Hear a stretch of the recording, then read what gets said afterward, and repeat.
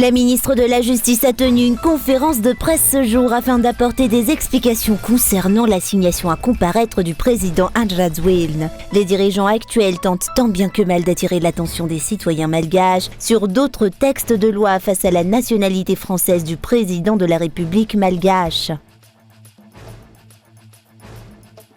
L'ancienne magistrate et opposante du régime actuel Fanny Suernev s'est portée en faux aujourd'hui contre la déclaration de la procureure de la République concernant l'assignation du président de la République. Hier soir, la procureure de la République avait déclaré qu'elle n'avait signé aucune assignation du président de la République.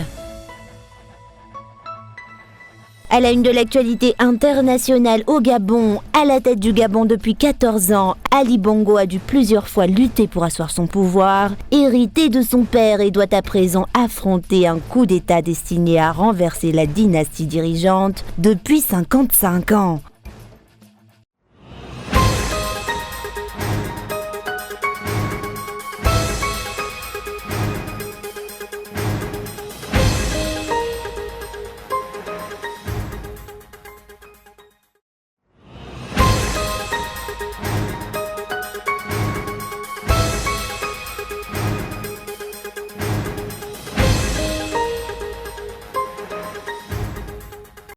L'ancienne magistrate et opposante au régime actuel Fanny Suernev s'est portée en faux aujourd'hui contre la déclaration de la procureure de la République concernant l'assignation du président de la République. Hier soir, la procureure de la République avait déclaré qu'elle n'avait signé aucune assignation du président de la République. La loi nous donne les prérogatives d'enclencher une procédure d'assignation, d'établir un constat de la nationalité malgache d'un citoyen qu'au procureur de la République. Le procureur de la République n'a pas envoyé d'assignation au président de la République. De ce fait, il est faux de dire que nous avons signé un document d'assignation du président de la République. La photocopie de toute assignation doit parvenir au garde des Sceaux. Cela n'est pas le cas. Suite à cette déclaration, l'ancienne magistrate et opposante Fanny Suernev a fait valoir qu'une assignation devait être déposée par un justiciable. Cette assignation est un acte par lequel le demandeur informe la partie adverse qu'un procès lui est intenté. Ces déclarations de Fanny Suernev viennent contredire celles de la procureure de la République. Madame le procureur, Madame la procureure, personne n'a jamais prétendu que c'est le parquet du tribunal qui a fait l'assignation. Il est écrit noir sur blanc que c'est Fanny Suernev, la requérante, qui a demandé l'assignation. Pour rappel, une assignation est demandée par un justiciable et non par le tribunal. L'assignation que nous avons demandée fait appel au procureur pour qu'il fasse son travail et traduise Andrade en justice. Il n'y a pas de faux ni d'usage de faux dans l'assignation que nous avons demandée. Force est de constater que le débat autour de la nationalité française du chef de l'État s'envenime. Partis politiques, organisations de la société civile et citoyens se sentent trahis par le président de la République actuelle.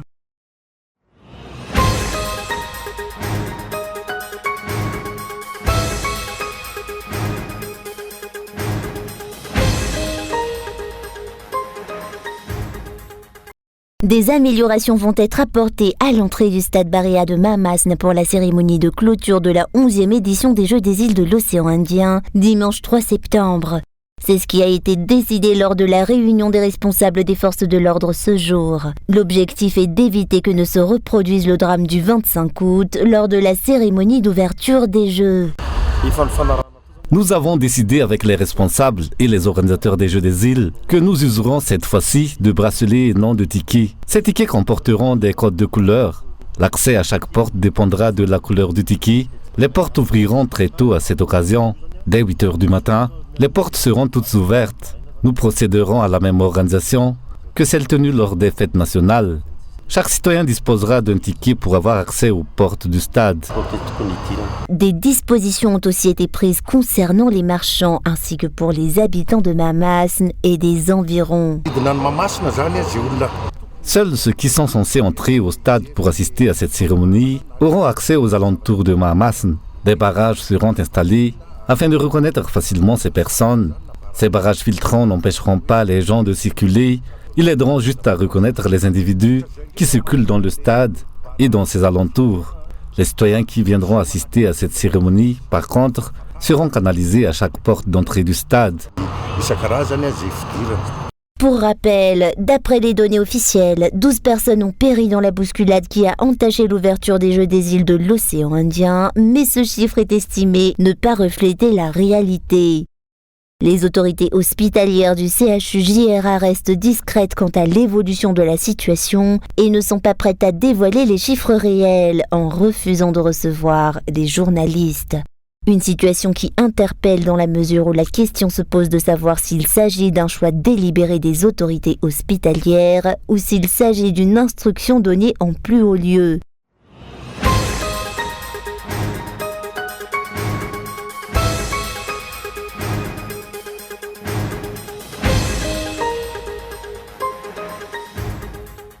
Des migrants entrent de force sur les terres des habitants de la zone sud-ouest d'Amboui Malazamraï à l'heure actuelle. Plusieurs familles en font des frais alors que cela fait plusieurs années qu'elles ont mis en valeur ces terres en les cultivant et que les documents de propriété sont en cours de régularisation.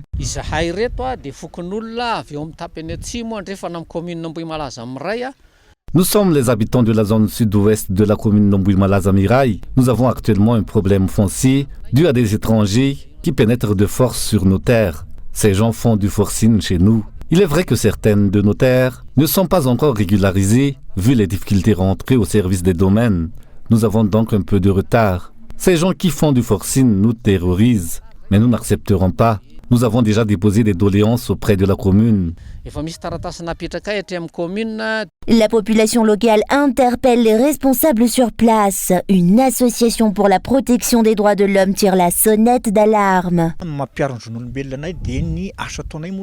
Nous défendons les droits de l'homme sur plusieurs plans, notamment sa vie, ses biens et ses activités. Ici, il s'agit de biens. Je lance un appel aux autorités pour qu'elles considèrent le fait que ces terres ont été mises en valeur. Il ne faut pas que des migrants puissent les bouder.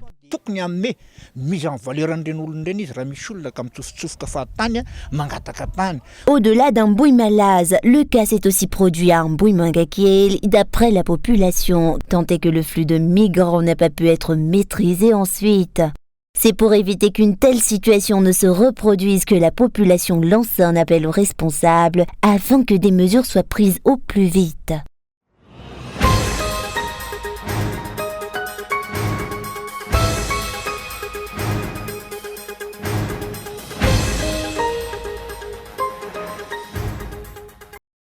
René Tintel Gabriel Anjainariv, dit Tintel Anjainariv, né le 25 mai 1954 à Ambusche, décédé ce jour. Cet homme d'État malgache sortant de l'école centrale de Paris fut le premier ministre malgache du 23 juillet 1998 au 31 mai 2002.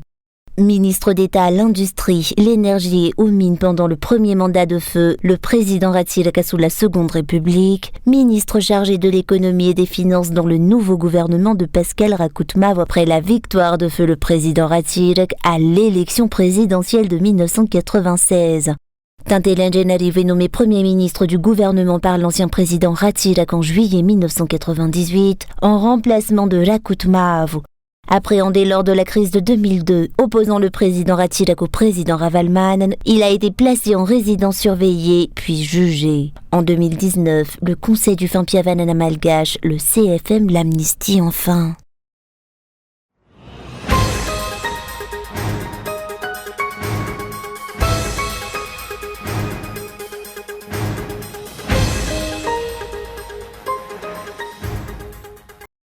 La vente de fournitures scolaires à bas prix est une aide sociale du VMMM, les femmes du parti Malayas Meramiang. Elle a pour but d'alléger les parents en difficulté à l'approche de la rentrée scolaire pour la scolarisation de tous les enfants malgaches. Une action qui s'est poursuivie dans le Fukuntan d'Andutapenaka de ce jour. La majorité de la population de ce Fukuntan sont en difficulté et souffrent de problèmes d'ordre financier. Or, le prix des fournitures scolaires n'est pas à la portée de tous. De nombreux parents se retrouvent dans une impasse à l'approche de la rentrée scolaire. L'aide apportée par les femmes du parti Malagas Meramiang est une aubaine pour les parents d'Andutapenaka.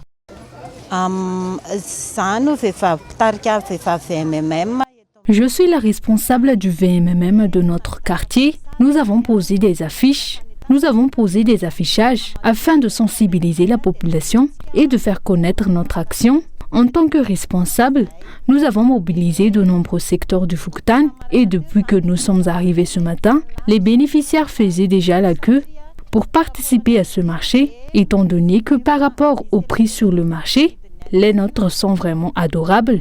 Il y a une grande différence de prix.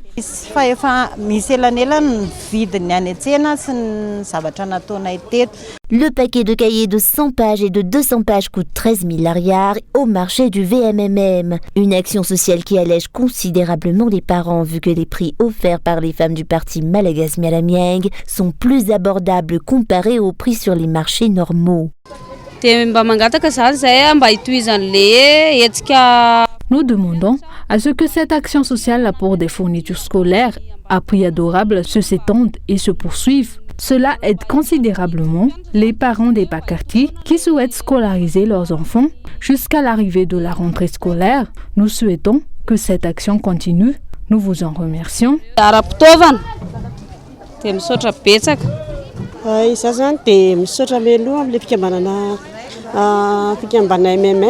Je remercie déjà l'association du MMM, vu qu'il y avait une énorme différence comparée au prix observé sur les marchés. Nous sommes reconnaissants pour cela et nous espérons que cette action continue.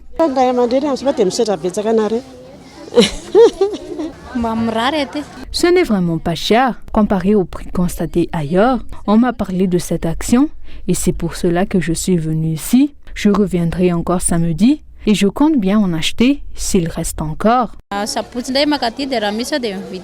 Hormis l'action du VMMM à Ndouitapenek, Ambouimangakele et Ampanef ont aussi pu bénéficier de cette offre et ont eu accès à des fournitures scolaires à prix accessibles. Les femmes du parti Malagasy Mialamieng œuvrent même dans les zones éloignées et difficiles d'accès afin de soutenir tous les parents malgaches partout dans l'île à l'approche de la rentrée scolaire. Une action qui se poursuivra à Mbat et à Ambouimanamboul demain 1er septembre.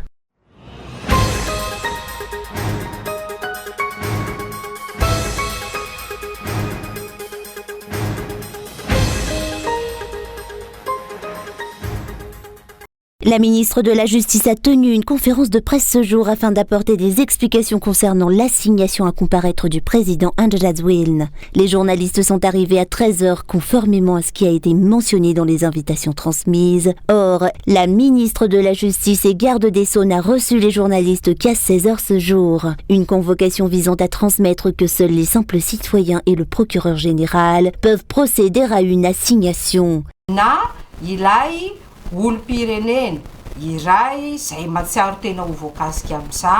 C'est le citoyen directement concerné par ce type de cas qui se rend au tribunal de première instance afin d'effectuer une demande pour que la justice statue sur sa situation et sur sa nationalité. Le procureur de la République est aussi en droit de faire une telle démarche, mais seul le citoyen concerné et le procureur de la République sont concernés par ce genre de dossier. Cela ne concerne personne d'autre.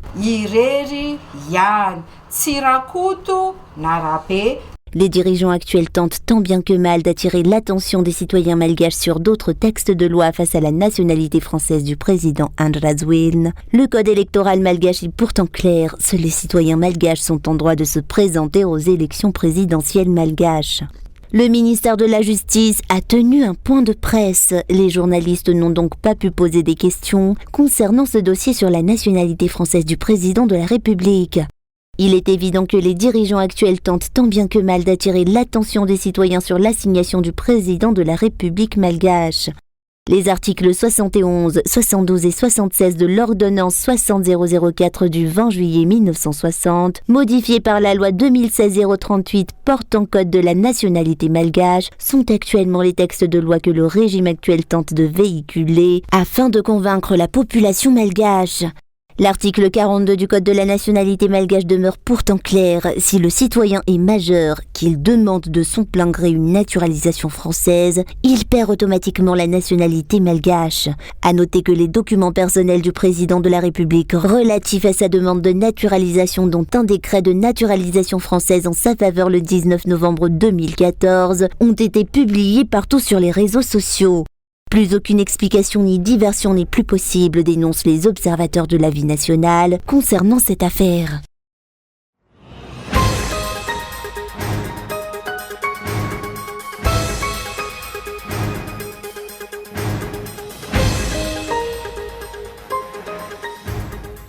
L'application des lois à Madagascar demeure faible et fragile, notamment au cours de ces 4 dernières années, dénonce le président national du parti Uchka. Le laxisme et l'impunité qui se manifestent sous plusieurs formes dans le pays ne devraient pas prédominer, notamment suite à la découverte de la nationalité française du président András Wiln. Une seconde candidature de ce dernier serait totalement contraire à la loi, donc inacceptable, dénonce ce parti politique. Si l'actuel président de la République est encore autorisé à participer aux prochaines élections présidentielles et qu'il passe alors le pouvoir au président du Sénat dans 10 jours, cela démontrera que les lois à Madagascar ne sont plus respectées, dénonce le président de ce parti. Personne ne doit se placer au-dessus des lois. La population malgache doit faire preuve de fermeté pour faire régner la justice et la vérité dans le pays, conformément aux lois en vigueur, d'après ce parti politique.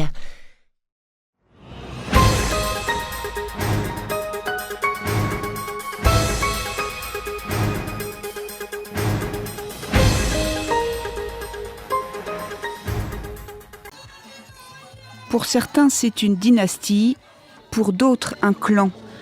Une filiation qui a permis à la famille Bongo d'acquérir et d'hériter depuis des décennies de nombreux biens d'exception. Les enquêtes ouvertes en France dès la fin des années 2000 révéleront plusieurs scandales financiers, parmi lesquels l'affaire des biens mal acquis. À partir de 2008, les juges français estiment que ces biens ont été financés par de l'argent public détourné au Gabon depuis des décennies. Depuis que le fondateur de la dynastie, Omar Bongo père, a été élu président du Gabon en 1967. Parmi la longue liste dressée par les juges d'instruction, des voitures et des montres de luxe, et près d'une vingtaine de propriétés immobilières d'exception, hôtels particuliers et somptueux appartements acquis à Paris et villas sur la Côte d'Azur notamment. Impossible d'estimer la valeur totale de ces biens, certaines propriétés ont été acquises dans les années 70, depuis la hausse du foncier parisien a fait exploser les prix. Si le nouvel homme fort du pays, le général Brice Oligui Nguema, n'est pas cité dans l'affaire dite des biens mal acquis, il n'est pas au-dessus de tout soupçon d'enrichissement personnel. Selon l'organisation américaine anticorruption OCCRP, il aurait acheté en espèces entre 2015 et 2018 3 propriétés aux États-Unis pour un montant supérieur à $1 million.